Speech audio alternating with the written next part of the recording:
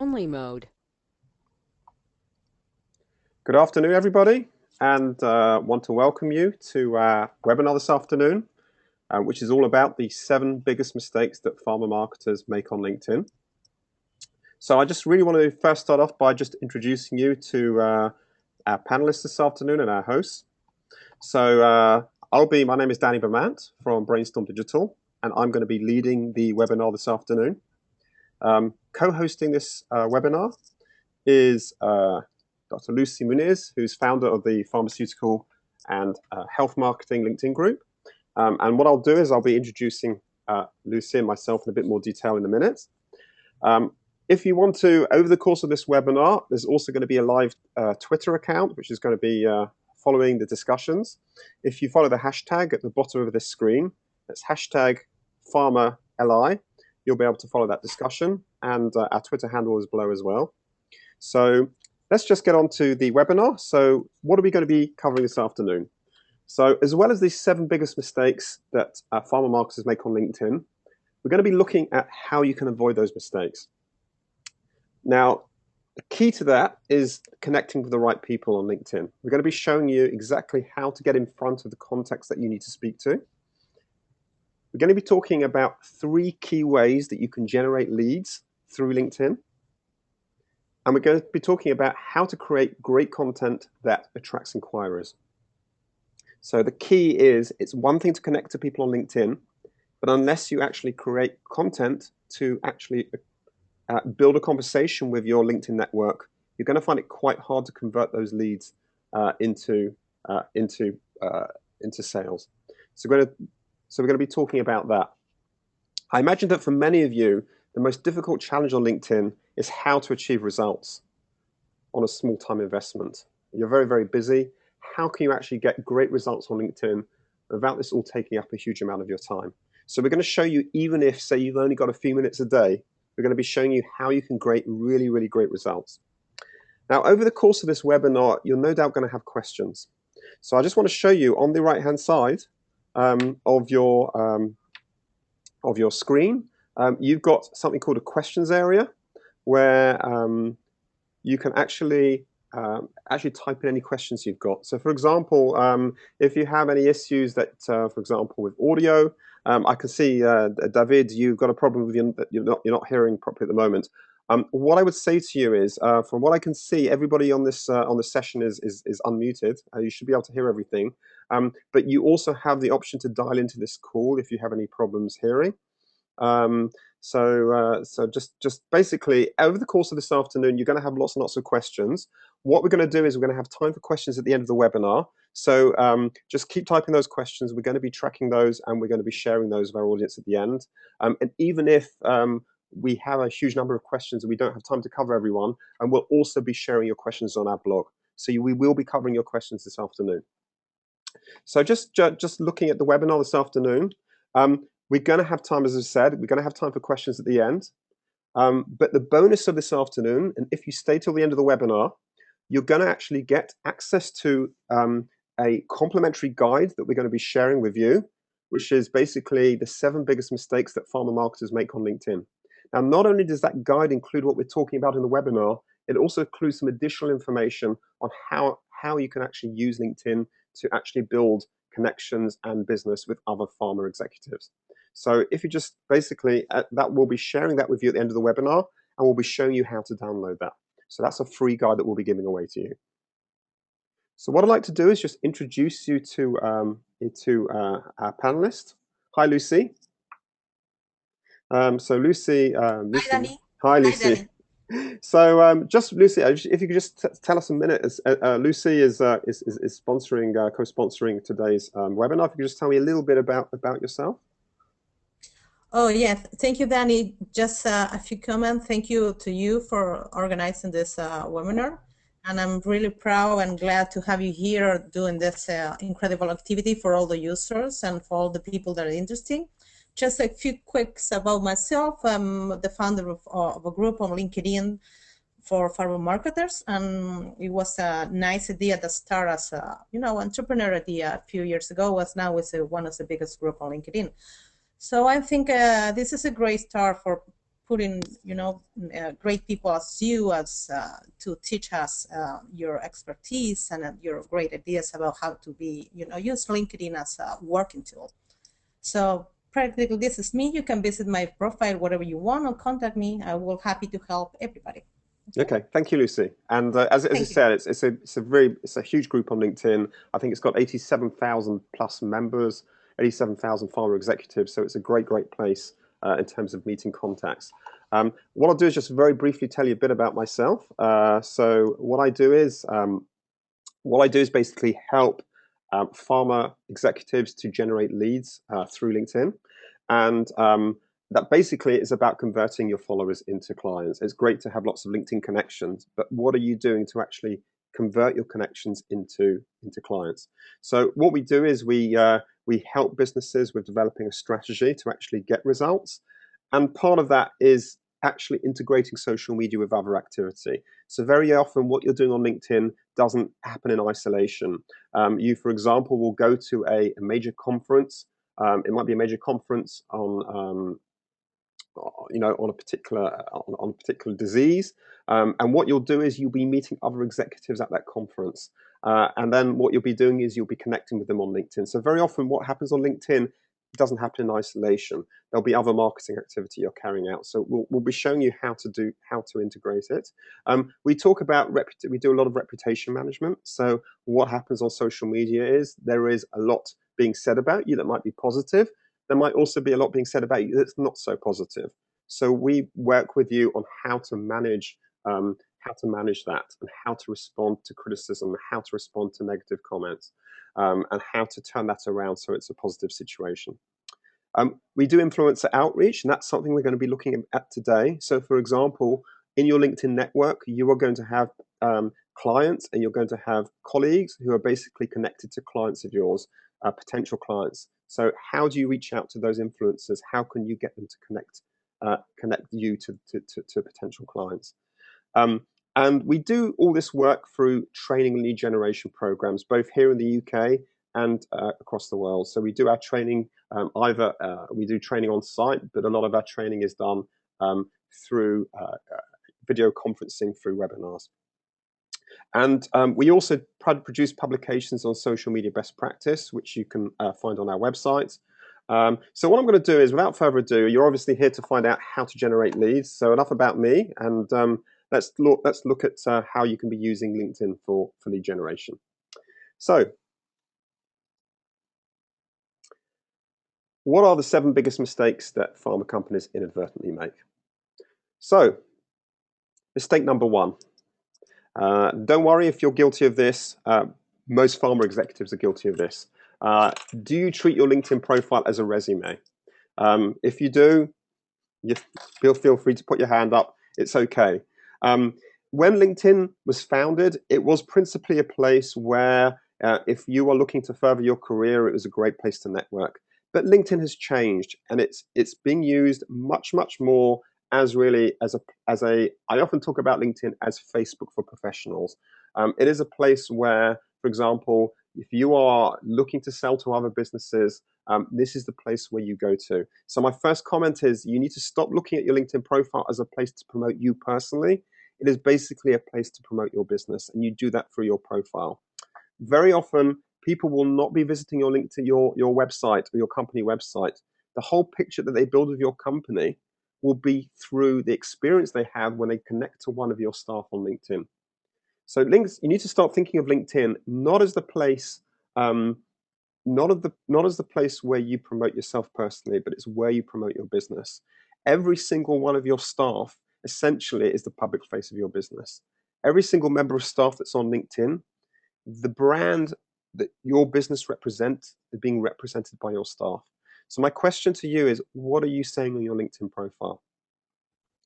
Most commonly, when people set up a LinkedIn profile, they put their name on, and then under their name, it says their job title. And the reason that happens is when you set up your LinkedIn profile, LinkedIn asks you, what is your name? What is your job description? And your job description appears under your name. But that doesn't tell people much. So if somebody looks you up on a LinkedIn, if someone's searching, for example, let's just say you're looking for a commercial director at a pharma company. If all you see is commercial director, it doesn't tell you very much about the person. Now, what you should be doing with your LinkedIn profile, you should be using your professional headline to actually tell clients in a bit more detail how you add value. So what I'm going to do is I'm just going to take you to my browser where you can see my profile here. And as you can see, at the moment, I'm using this space to promote the webinar. So you can actually use this as events change. You can change your professional headline. But just to show you, if you change your professional headline, you've got about 20 words that you can use. And the reason most people put their job title is also because on LinkedIn, when you edit your professional headline, LinkedIn only puts a very small box. As can you see, there's a very small box there. So it looks as though you've only got 3 or 4 or 5 words to put in there. In fact, you've got about 20 words that you can be putting there. So really use that space to say something about your company. Now, I often describe the LinkedIn professional headline as your elevator pitch. Some of you might be familiar with the phrase elevator pitch. If you are in an elevator and a senior executive is in the elevator with you, they're getting off at the next floor, and they ask you, what do you do? If you simply say, I'm commercial director, that doesn't tell you anything. But say you're a commercial director at a pharma company that provides recruitment. So if somebody said, what do you do? And I said instead, well, what I do is I place staff in pharma companies, or I place staff that have a very high retention rate. That tells somebody a lot more, and they're much more likely to say to you, oh, that's interesting. Can you tell me a bit more about the sort of staff you place? So think about what you can be saying in that professional headline that will get somebody to actually ask more questions about you. So let's just take for a second, let's just look at my profile here. Social media that converts your followers into clients. So the first thing is to use the professional headline to say, in a nutshell, something about how you add value. What you can also do is talk a bit more about how you specialize. So do you work with small, what size of businesses do you work with? That's quite crucial because it may be that you want to exclude certain businesses that aren't right for you. What also helps is that you put what you're specializing. In our case, I put in specializing in pharma because, as you know, social media can be very general. You can be doing social media for many different industries. So use this area to be specific about how you add value. And as I said, use the professional headline, ensure that changes as events change. So, for example, if there is a major industry event coming up that you're involved in, why not put that in your profile? It's another opportunity to educate your connections about what you do, and that might open a connection opportunity. If they're at the same conference, they might want to connect to you. The other thing that I would say, this comes without saying, you need to have a professional photo on your LinkedIn profile. If you have a photo, again, prospects are far more likely to connect to you. If you don't have a photo, you come across as anonymous, and you're much less likely to have a connection request accepted. When you create your LinkedIn profile, make sure that you are using images, using rich media to promote your business. When you edit your LinkedIn profile, you can put in PDFs, you can put in PowerPoint presentations, you can put in images, you can put in infographics, you can put in YouTube movies. Now, assuming, as I said earlier, that many people will never ever be visiting your company's website, you need to start treating your LinkedIn profile as though it's the website of the company you work for. So, for example, if there is groundbreaking research that you've been involved with, that's a story that you can be telling on your profile. If you have high quality YouTube movies, you could be sharing that on your profile. And experience has shown that people are reading less and less. So if you have any rich media that you can be sharing, that's going to make a major difference in people looking at your profile and connecting to you. So, what else do you need to be thinking about? Well, this is mistake number 2. Mistake number 2 is not using LinkedIn for lead generation. And this is a major lost opportunity. What I want to do now is I want to share with you this is a report from a very respected company in Boston called HubSpot. And what they did is they commissioned a report back in 2012. But these are very valid results still 2 years on, and it's still frequently quoted. They did a report on what percentage of visitors convert into leads. And what they found is that whereas Twitter came in at 0.69% and Facebook came in at 0.77%. With LinkedIn, a whopping 2.74% of visitors convert into leads. And that's the highest visitor to lead conversion rate of any social media platform. In fact, compared to Facebook and Twitter, LinkedIn was found to be 277% more effective. Yeah, that's 277% more effective. And it's very, very simple. With LinkedIn, with Facebook and Twitter, there's a lot of discussions and conversations that happen before a connection and before a lead is generated. LinkedIn is very, very different. And you're dealing on LinkedIn with very busy executives who want to cut to the chase. They don't want to spend lots of time on chit chat. With LinkedIn, it's people are using it much more strategically. They're connecting to people, and then they want to have a conversation with you about things that are relevant to them. So you need to be using LinkedIn for lead generation. What we're going to talk about is how you can do that. Now let's talk about LinkedIn lead generation from the point of view of the pharma industry. Here are some really great statistics you should know about. There are something like 2 million plus people in the pharma industry globally using LinkedIn. That's over 125,000 directors. Now, what you can be doing on LinkedIn is you can be connecting to those people directly. Those of you who, for example, use tools like telemarketing or use direct mail, you'll know how often challenging it can be to get through to contacts. The beauty of LinkedIn is that you can connect directly to the people you need to speak to. Obviously, it's about knowing how to go about that. And that's what we're going to talk about. So the first thing I wanted to ask you is, are you making use of LinkedIn's advanced search to find your leads? Now, many of you might not know about LinkedIn's advanced search. So what I'm going to do is show you exactly how that works. And here's LinkedIn's advanced search. If you want to get to LinkedIn's advanced search, all you've got to do is to click on the advanced link. You'll get that when you go into the home screen of LinkedIn, and it will take you to this screen. You need to start thinking of this advanced search as findapharmaexecutive.com. Think of this as the nerve center of where you go to find leads in the pharma industry. And this is how simple it is. What you do is you go to, you select the industry. So in our case, let's look at pharmaceuticals.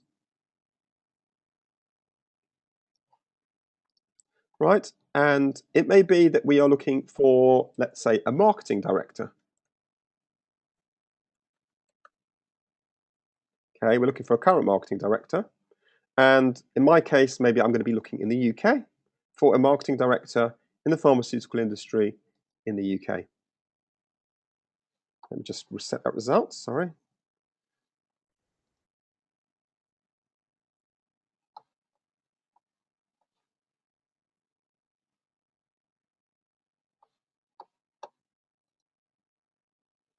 So let's just do it again. What we're doing is we're searching for pharmaceutical contacts in the UK. These can be first level connections, second level connections, or group connections. And there you go. We've got over 20,000, this is just in the UK alone, there are over 20,000 connections in the pharmaceutical industry. Now bear in mind, you don't just have to look at the pharmaceutical industry, you're also going to find, for example, there are other categories. There are categories like medical devices, there are categories like hospital and healthcare. Those are all going to be categories where you'll find other related executives. What you can do within this is you can refine this search further by putting in a specific job title, and this is really where you go to find your connections. And you can basically filter these connections as much as you want. You can find people who are within a distance. So it may be you're looking for people within the city you live. You're looking for people in Boston or New York or Mexico City. You can find, by entering the zip code, or the postal code as we call it in the UK, you can find people within a particular geographic location. What you can also do, if you have the premium account on LinkedIn, you can also look up specific other areas, like you're looking for people who are of a particular seniority level, directors, for example, or you're only targeting companies over a certain size. But even if you don't have the premium, there is a huge number of features that you can use. So within pharmaceuticals, for example, you can target specific companies. Now, it may be that I'm looking for contacts within Pfizer. I can just click on Pfizer, and what that will do is it will just bring me connections in that particular company. So let's look at this in a bit further detail. And what I want to do is just look at what you do. So you found these great connections. How can you get in front of them? Well, the beauty of LinkedIn is that you've got influencers. Now, what influencers are is they're people who you're connected to who are also connected to prospects that you'd like to do business with. So, for example, I might want to connect with this person here called Alexandra Charles. As you can see, we have someone in common. Now, what I can do is there are a couple of ways of getting connected to that person. So here we go. Let's just go and find an example. So let's just say there is somebody here who I want to connect to. What you see here are shared connections. These shared connections are influencers who can get me in front of Paul Goggin.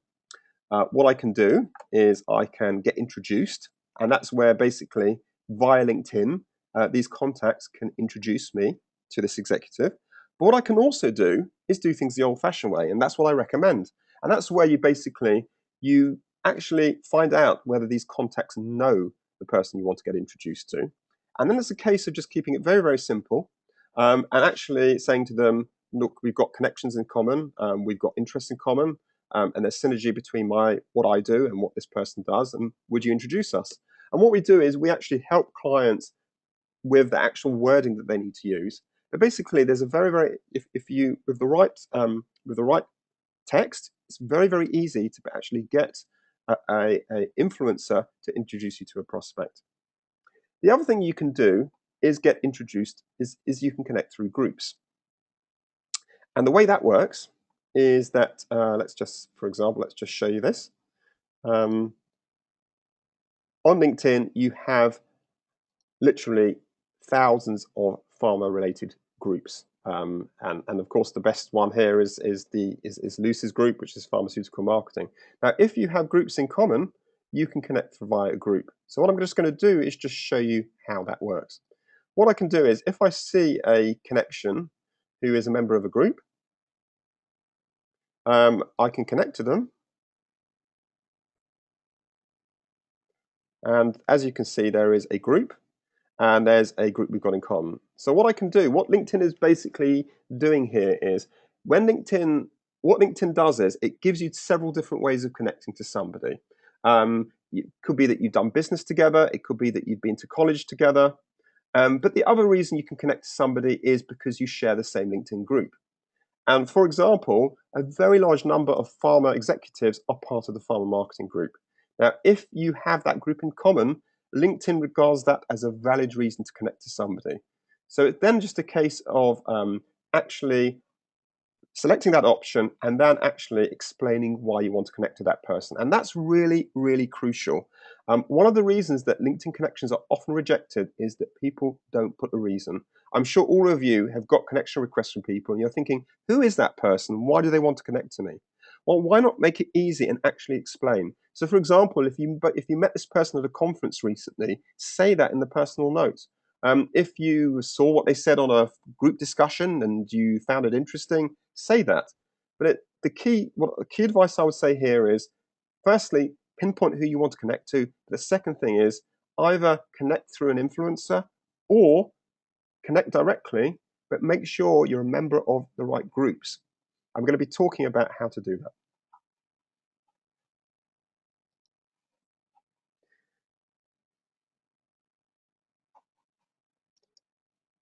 So what I'm going to do now is just do a brief poll, try and make this a bit interactive because it's always a bit more fun when you to get feedback from you. So what I'd like to do is, on the right-hand side of your screen, you'll see there's a poll which you can take part in. And what I want to know is do you use LinkedIn for lead generation? Don't be shy. This is an anonymous poll, but it would be good to know how many of you use LinkedIn for lead generation. Do you use it frequently, or do you not use it at all? So your votes are just coming in. We're going to close the poll in about 10 seconds. And I think you'll be quite surprised at the results. The poll's going to be closing in 5 more seconds.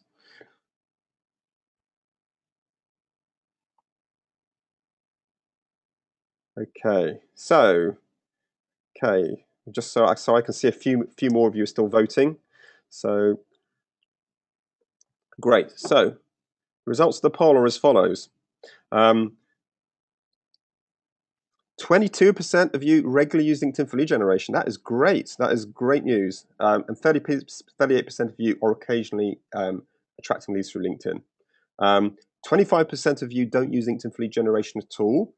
And 16% of you would like to attract leads but have no idea what to do next. So really what we're going to do is, hopefully for those of you who'd like to know what to do or who don't use LinkedIn for lead generation, hopefully you'll better understand over this session what you need to do. So what we're going to do now is look at the next mistake that visitors make. So it's great to generate leads on LinkedIn, but you can't generate leads without content. And what I want to do now is just speak to you briefly about what I mean. When you connect to somebody on LinkedIn, what you'll often do is just connect and leave it at that, and hope and pray that that person might be interested in what you have to offer. Now, that might help, but if they never hear from you again, why would they contact you? Before people go and buy from you, they need to know you, they need to like you, and they need to trust you. And they can't do that without content. In order to know you, you need to be informing them about what you do. In order to like you, they need to get a feeling of your personality. So that might be, them sending them a personal email to thank them for connecting and inviting them to share a survey you've done. In terms of them trusting you, that's really about sharing information that shows that you know your information. So for example, what I've done in this screen is I've shown a link from GSK that shows you how to establish credibility. GSK put an update here about malaria. Now, what this does is it's talking about essentially about research that's being made, and it's inviting people who visited the page to interact. Now, what you're doing there is you're educating users, but importantly, you're showing your knowledge of the subject. So if, for example, you are involved in research and you are showcasing research you've carried out, or you're having a conversation with your audience about research you've carried out, it shows you as being an authority on that subject. And it encourages people and gives people confidence in you. So that's why leads are important. Now, that's why content is important. But the key is that you can be putting updates on your LinkedIn profile on a daily basis, and your audience will get those updates. And each time you put an update out, as GSK have done here, you're helping to educate your audience a little bit more about whether you're the right person to speak to. So there's a few ways you can do that. Some of you might have, there's a new feature that's being rolled out to more and more LinkedIn profiles now, where you can actually post updates on your profile. And I've just enclosed a screenshot. This is from our director of content, where, for example, we put out updates about the pharma industry. So there's that. There's putting out status updates on your profile. And then there's putting out status updates on your company LinkedIn profile as well. And that's separate from your personal profile. So for example, Pfizer might have thousands of members of staff all putting out updates on their profile. But also prospects might also register with Pfizer's LinkedIn page where they can get more information. So what content does is it helps you to convert your leads into sales. Because as we said, initially when people connect to you, they don't know anything about you. But by regularly sharing information about your business, you are gradually changing prospects' perception from you. You're educating them about the business you work in. You're educating them about your knowledge of a particular disease or a particular area of the pharma industry, and that is helping to build trust, and that leads to a sale. But in order for you to do that, you need a strategy and you need a content plan. And what I mean by that is, if, for example, you specialize in packaging for drug products, what are you going to be saying over the next week? What are you going to be saying over the next month that is going to convince prospects that you're the right person to work with? In order to do that, you need to be putting out content on a regular basis, but you need to be putting out consistent content. So, for example, if you are, for example, a company that is involved in recruitment, what you do, for example, let's just say you are putting medical reps in various pharmaceutical companies. What you need to be doing over a period of weeks and months is sharing information such as how do you motivate your staff? How do you reduce your staff turnover? How do you incentivize your staff? And it's sharing information like that that is going to, over a period of weeks and months, convince your contacts that you're the person to work with. But what will happen is each time you put out an update, you're building that confidence. But you need to plan ahead what you're going to be saying over those next few weeks, because you need to be telling a consistent story. For example, many pharma companies will be sharing a blog, and on that blog, they'll be sharing a series of articles. So, for example, you might be, your area of interest might be malaria. There might be a series of articles you could be posting about patients and how they have, telling stories about patients and how they are sort of coping with the disease. You might be talking about a particular immunization program, but what you need to do is you don't want to be saying too much in one update, because there's a limit to what people can absorb. But by putting out snippets of information on the same subject over a period of weeks and months, you are building a relationship. But you need a strategy and a content plan in order for that to work. And I want to basically, as a case study, I want to use AstraZeneca as an example of how this can be done. AstraZeneca are a good example because they illustrate what I'm saying here in this slide. Don't treat pharma regulations as an excuse for not posting content. I imagine that some of you are very, very scared of pharma regulations, and you imagine, well, we're not allowed to, the regulations of our industry basically prevent us from promoting any products that we do. So what can we talk about? Well, I've got news for you. Social media is not about talking about your products. It's about talking about your clients. It's about your stakeholders. It's about your patients. That's what social media are about. Social media is actually about having a conversation with your audience about their needs, and it's not about you. So what I want to do is I just want to take you to AstraZeneca's LinkedIn page so you can just see what I mean. Now, they are basically, there's a few things they're using their LinkedIn page for. The first thing is that they are any kind of reports that come out from any company reports, if there's an annual general meeting, that sort of information will be shared on the profile. But there's a lot of other stuff that they are doing here. So one of the things they do is they regularly put out inspirational quotes. Now, why do they put out inspirational quotes? Because one of the things that they're doing is they're looking to attract highly motivated staff to their company. And that's one of the things that you'd be using LinkedIn for. Okay, there's generating leads, but there's also saving money. By using your LinkedIn company page as a way to attract talent, you could be saving a fortune on recruitment companies. And what AstraZeneca do is, as well as putting out inspiring quotes, they also regularly put out information, sort of testimonials from their staff, feedback on what a high retention rate they have with their staff. But they also, what they do is, as you can see, is they're not often, pretty much in most cases, they are not directly promoting themselves. What they're doing is they're talking about particular themes. So, for example, today we recognize World Asthma Day. This is an important occasion for us to reflect on the 500 million people who are living with asthma. So they're talking about the diseases, right? And they're talking about the stakeholders as well. So, for example, what you see here is a statement from the Chief Executive of Cancer Research UK discussing the partnership with AstraZeneca and Cancer Research UK. Now, what that is doing is, again, it's basically really, really great PR, because you're building up confidence by talking about the patients, you're talking about the disease, you're talking about the actual team that are involved in the research and the disease prevention. That is what you should be doing, and that is what attracts people, because people, your audience, don't want you to talk about yourself. They want you to talk about them. We're going to be talking about that much more later. I don't want to spend too much time about that. But my key message here is you need to be putting out content, and pharma regulations have nothing to do with it, because you can be talking about research, you can be talking about the latest figures to do with diseases and disease prevention. You can be talking about conferences that are going on that you've been involved with. You can be sharing something one of your keynote speakers spoke about at a recent conference. It can be an interview of your staff, what it's like to work at your company. There's just so many, many things you can be talking about, none of which are to do with promoting your products, but all of which help improve the relationship between your sales and prospects. Okay, so what I want to talk about now is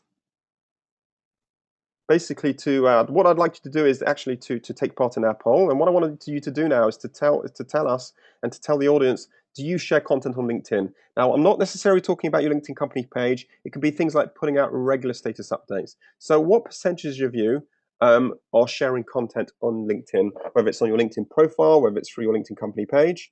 The key is it's all about visibility. There is a saying which some of you have heard of, which is visibility equals credibility equals profitability. The more visible you are, the more credible you are, and the more credible you are, the more likely it is that somebody will be interested in talking to you, meeting with you, having a call with you. So that's we're gonna close this poll in about 15 seconds. So keep voting.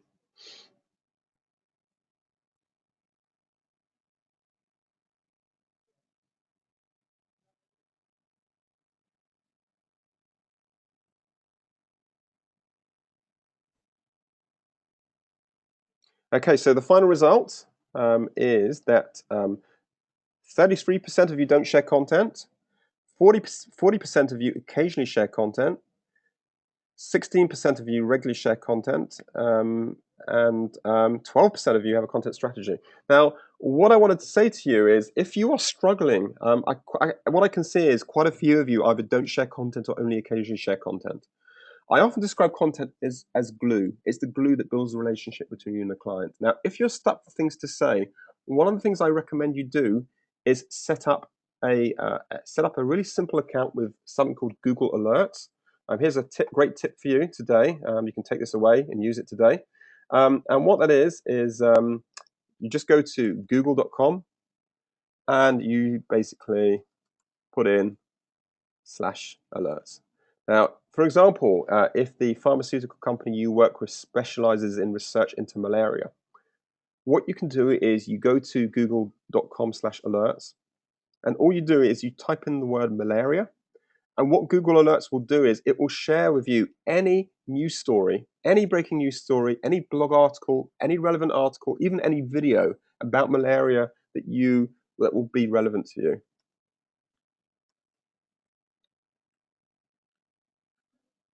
There you go. As you can see, there's a whole load of articles about malaria, World Malaria Day, malaria returns to Venezuela, malaria cases in Margot, Rwanda plans to eliminate malaria deaths by 2018.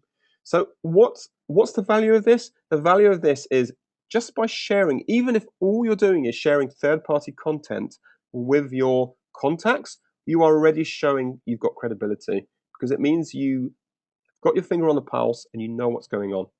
So start using these alerts to actually give you content to share with your audience. Okay, so let's just move swiftly on, and we're going to now talk about like your LinkedIn company page. We briefly talked about AstraZeneca. I want to talk about why you need to have a LinkedIn company page. The reason you need to have a LinkedIn company page is that it's one way for people to access your staff. So for example, many people who have a LinkedIn company page, what they do is they actually fail to add their staff to that page. So for example, when you set up your LinkedIn profile, you need to make sure that you are actually linked to the company page. So for example, if I look up AstraZeneca, I can actually connect directly to people within that company. And if I just click on seal, and there you go, I can basically directly access all the AstraZeneca staff. So you make it really easy for your staff to be accessed, absolutely crucial. And you can see, for example, it's automatically searched for different AstraZeneca companies, AstraZeneca Brazil, AstraZeneca Russia. But what it also does is it enables many of your prospects to actually follow what your company is doing.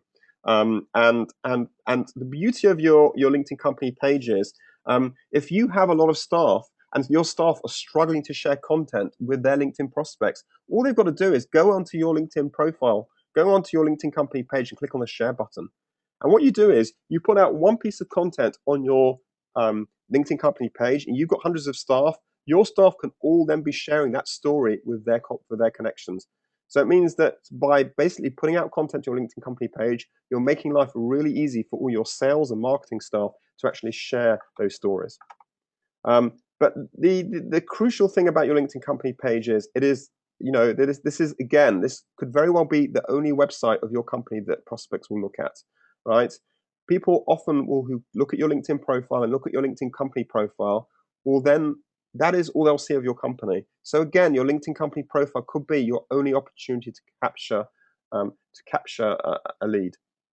Now, it's not dissimilar to your Facebook page, right? If people go onto, for example, AstraZeneca's page, if they like the updates that they see here, if they like what they see about the company as a place to work for, they can then click on follow. And by clicking on follow, they basically will start getting any updates that AstraZeneca put out in their home feed. So, because, for example, this is my home feed. And when I look at my home feed, I not only get the information about what my connections put out, but any companies like AstraZeneca who I follow I'll also see their updates. So that's a really crucial thing, that even if you're not putting updates on your personal profile, at the very, very least, you need to have updates put out on your company profile. So that is a really key way which you'll attract leads. Now, what you do is you use that company profile to put out status updates, as I've said. You put out information about your what it's like to work at your company, about events that your company are putting on, about your patients, about your research, about your progress that you're making, and you need to be putting out updates at least on a daily basis, at the very least. And this is all about, as we said earlier, visibility, credibility, profitability. The more visible you are, the easier it is then to email a prospect and say to them, listen, would you be interested in a meeting? Would you be interested in a conversation? Because they know who you are. Now, LinkedIn have also, what I just briefly want to tell you about is that LinkedIn have also introduced a new feature called Showcases. So when you set up a LinkedIn company page, you can also set up subpages. So for example, if you go to the Roche LinkedIn company page, they've set up a separate custom biotech division where people who are particularly interested in that area can get updates just on that subject and nothing else. So just very briefly, what I'd like to know is, of those of you who've joined our webinar, what percentage of you have a LinkedIn company page? So does the company you work for have a LinkedIn company page? Please take part in our poll, which has just opened.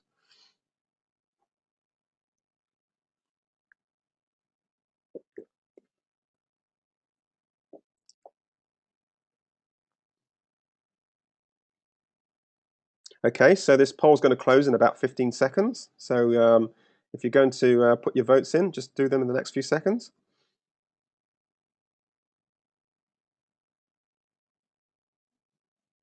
Okay, the poll's going to close in the next 5 seconds.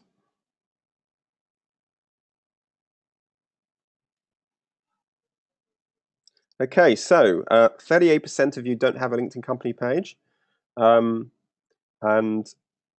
31% of you have company pages with occasional updates, and 18% have a company page with regular updates.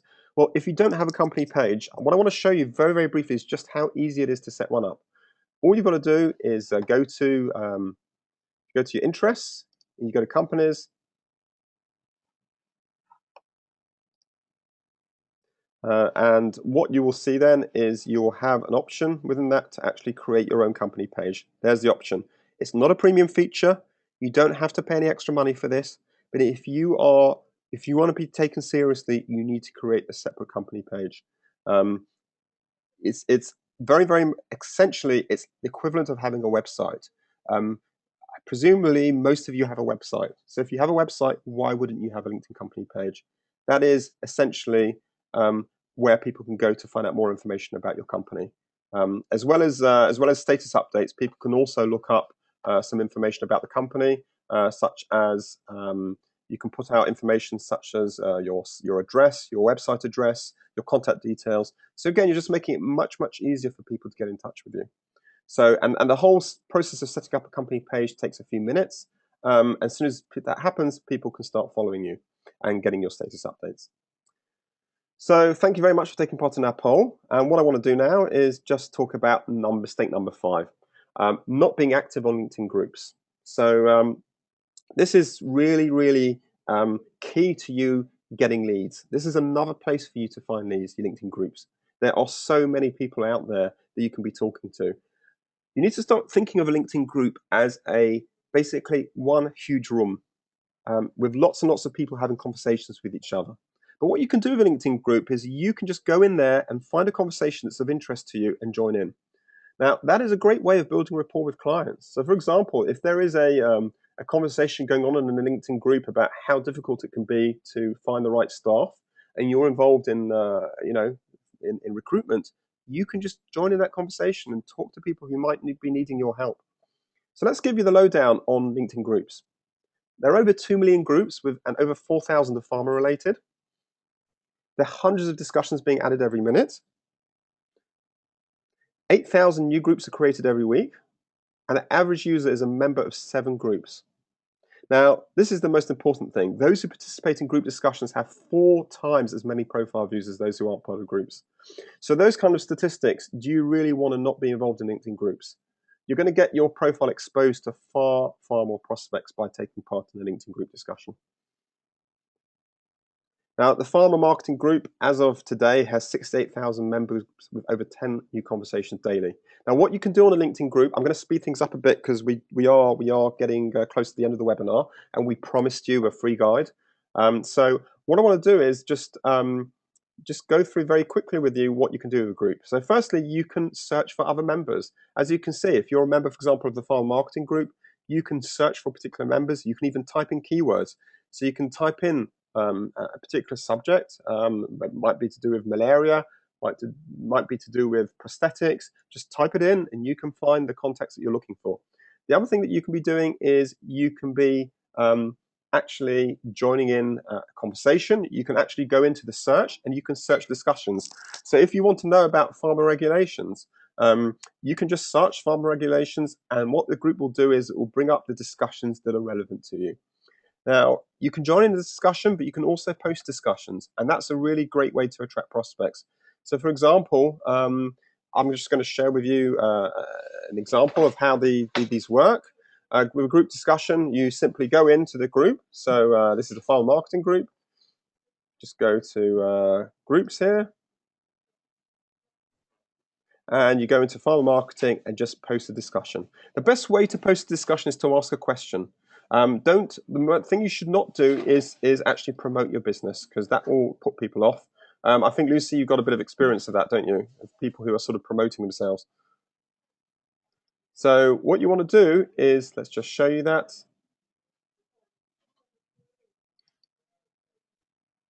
you just go on the discussions and ask questions. That is the best way. So, for example, if you are seeking to, if you work in recruitment, for example, put out a question and ask people.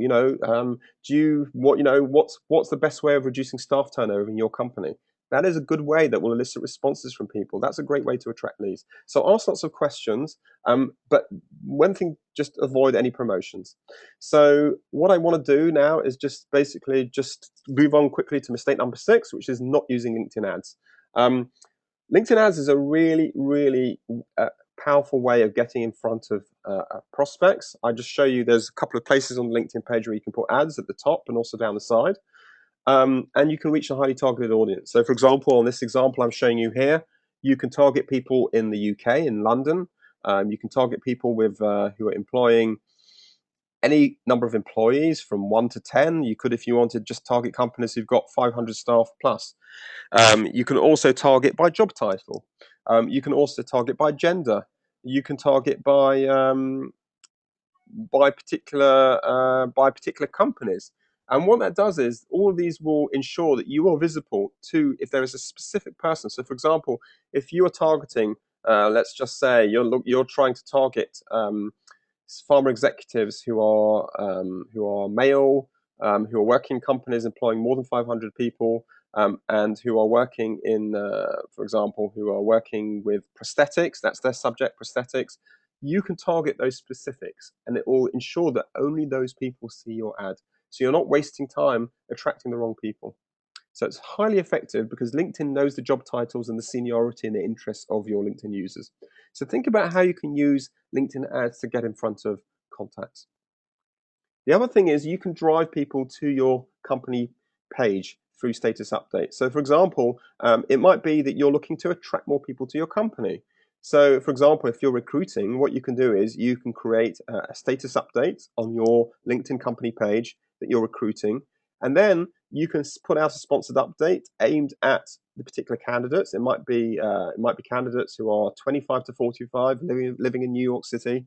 And only those people will see that ad. So it's a really, really effective way to actually get in front of your users, and potentially very cost effective.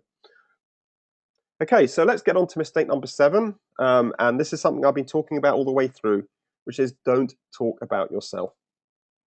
Right? When you are, whether you're on a LinkedIn company page, or whether you're putting out a status update, or whether you're sending a LinkedIn in-mail to somebody, because as you know, on LinkedIn, you can send emails to prospects.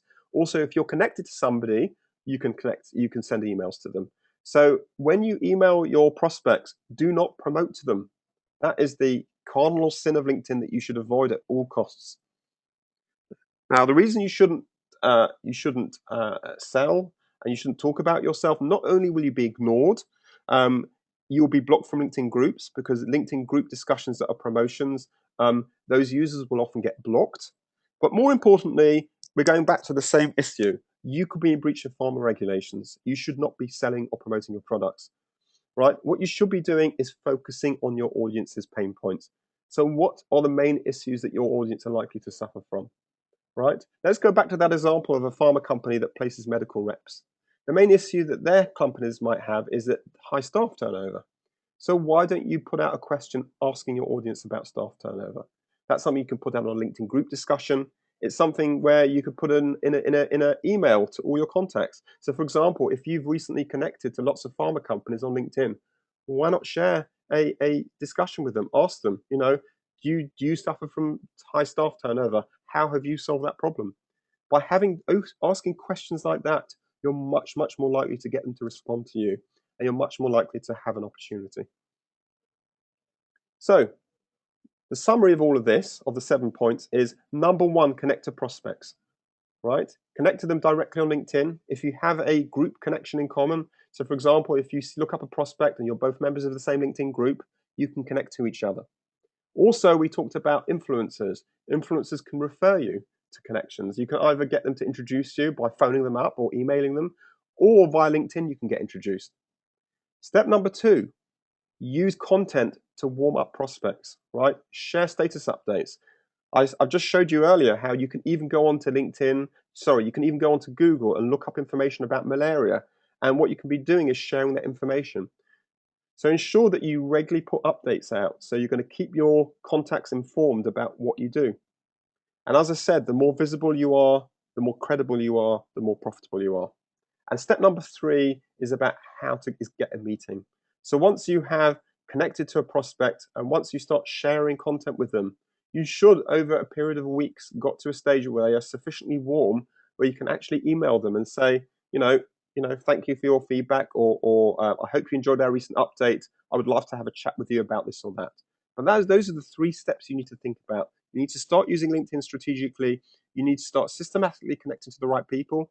You need to be systematically warming them up, and you then need to be thinking about how can I convert them into a meeting.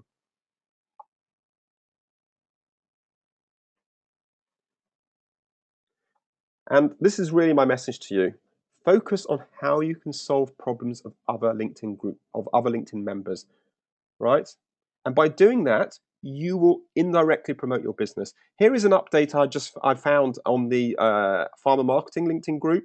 Somebody here has put out an update: pharmaceutical marketing help needed. Can anyone help me, please? I'm looking for pharmaceutical publications to advertise in the UK, and I'm struggling. Any ideas? Now, if you are a publisher, that is a huge opportunity for you. So there are people out there on LinkedIn groups who are basically looking for help, right? And if you go and talk to those people and ask them how you can help them, you will have opportunities. So start thinking about how you can solve problems that other members have.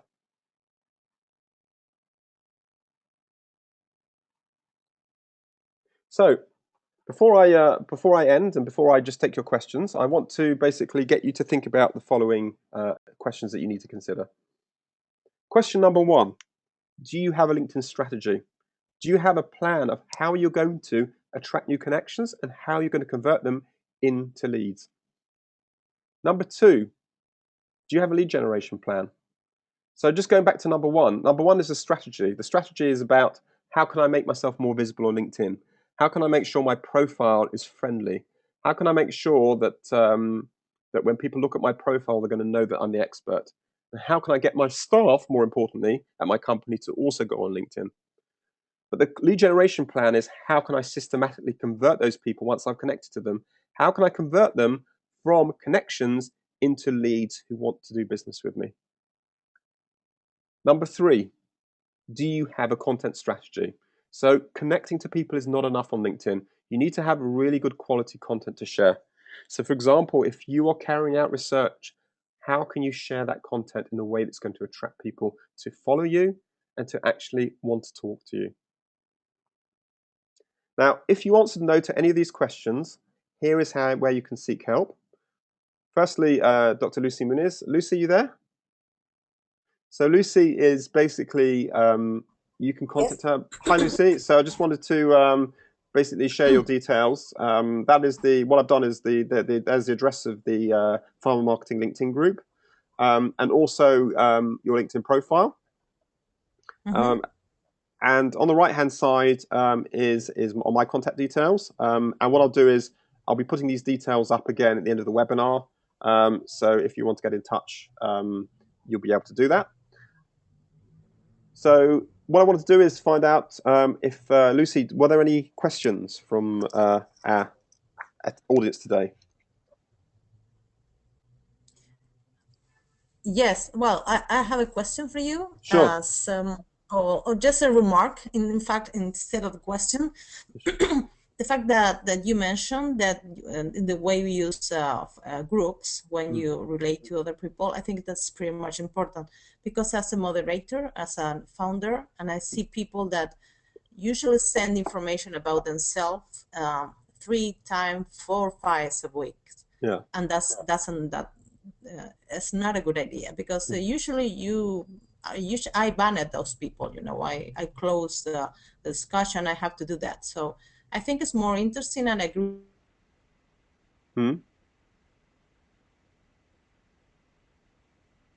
Hi, Lucy. I've lost you there, but I think what I've With got. you absolutely about group by open discussions. Yeah. Yeah. So basically, your question's about discussions. Yeah, I think a lot of people struggle with discussions, and that they think, well, I'm trying to promote my business, so isn't that what I should be doing on a LinkedIn group? I think it's trying to. I think what you need to try and do is when you have to have a strategy when you go to a LinkedIn group. You have to basically say, right, the people who are on this group, the people I'm selling to have got a particular problem. So rather than talking about myself and how I can solve their problem, do it the other way around. Actually ask these people about their problem. So if their problem, as I said, my example was, if you have a problem retaining staff, ask them about how they've tried to solve that problem. If for example, if you're involved in packaging, again, ask your audience about any problems they've had with packaging, and then that then opens up an opportunity for you to respond to their problem and say, have you thought about this, or have you thought about that? But people are always more receptive. There's a saying which is, make me feel important. The more time you spend asking people about their problems, the more likely they are then to come back and say, oh, do you have a solution? So that's really, it's a much better way to sell. And I just wanted to know what questions you had from just as our panelists. Just what other questions came through from our audience. What I can do is.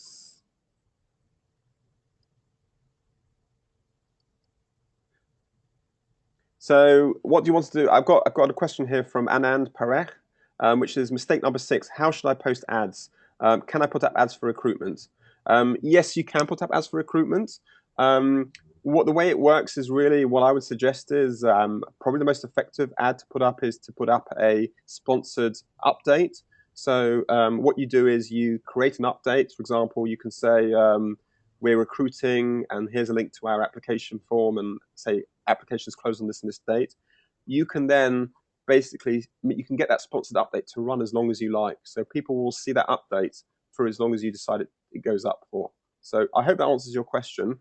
If not, feel free to kind of email us after today and send any questions, because we're going to be sharing any questions that weren't answered. We're going to be sharing that on our blog. So I'm just going to.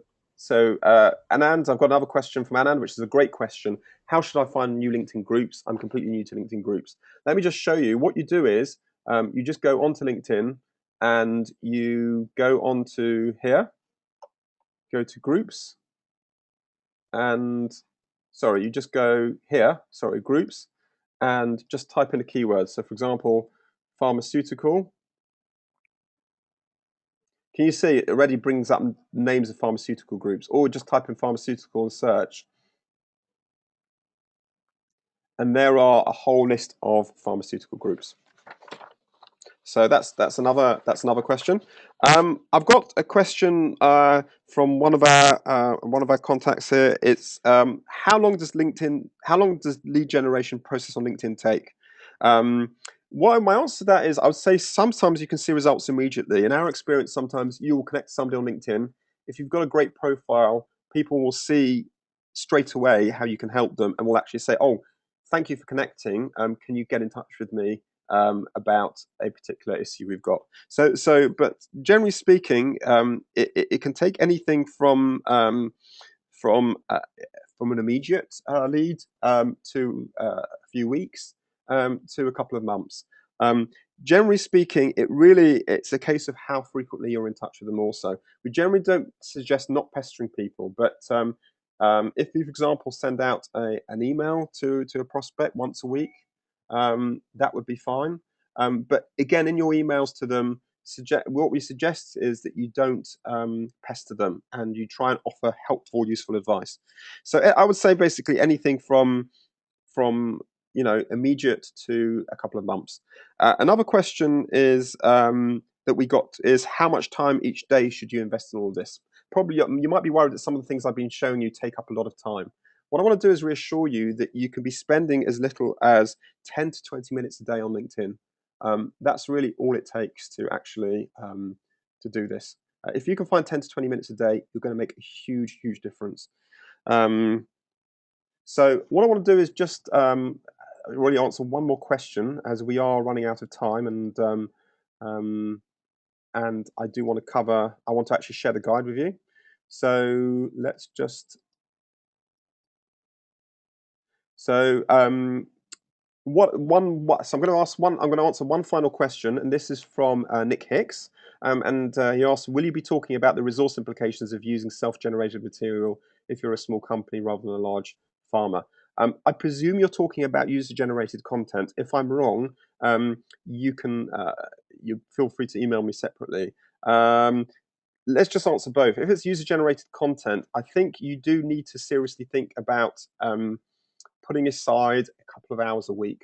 And what we recommend is if you are resource poor, you might want to look at outsourcing a social media company to spend a couple of hours a week just getting conversations started on LinkedIn groups so you can invite feedback. This does take a time investment. People often think of social media as something that's free.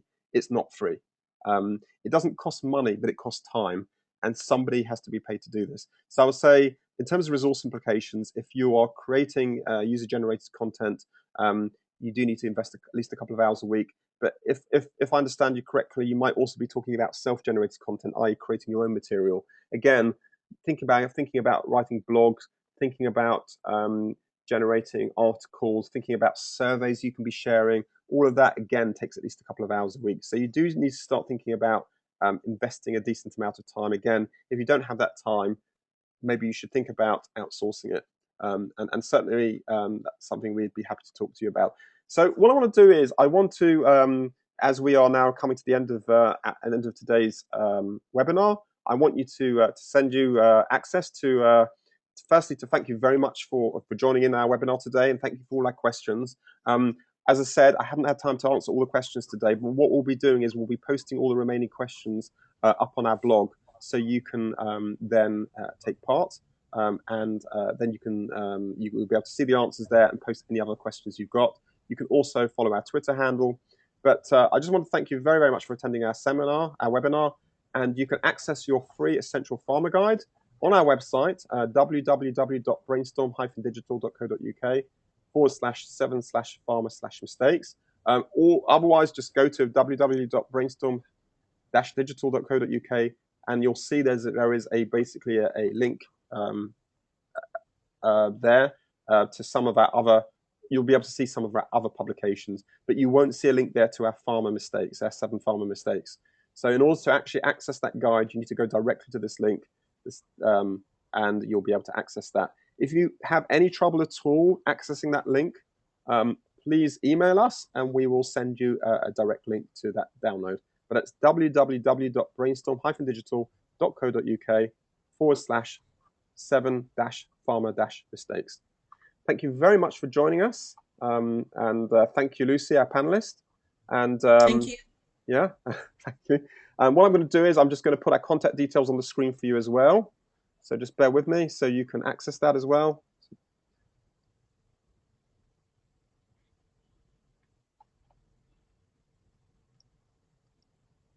So there are our contact details again. And we're going to be online. You can, as I said, you can email us and you can join our blog, which is on our Brainstorm website. Thank you very much for joining our webinar today. And we look forward to speaking to you soon. Bye-bye.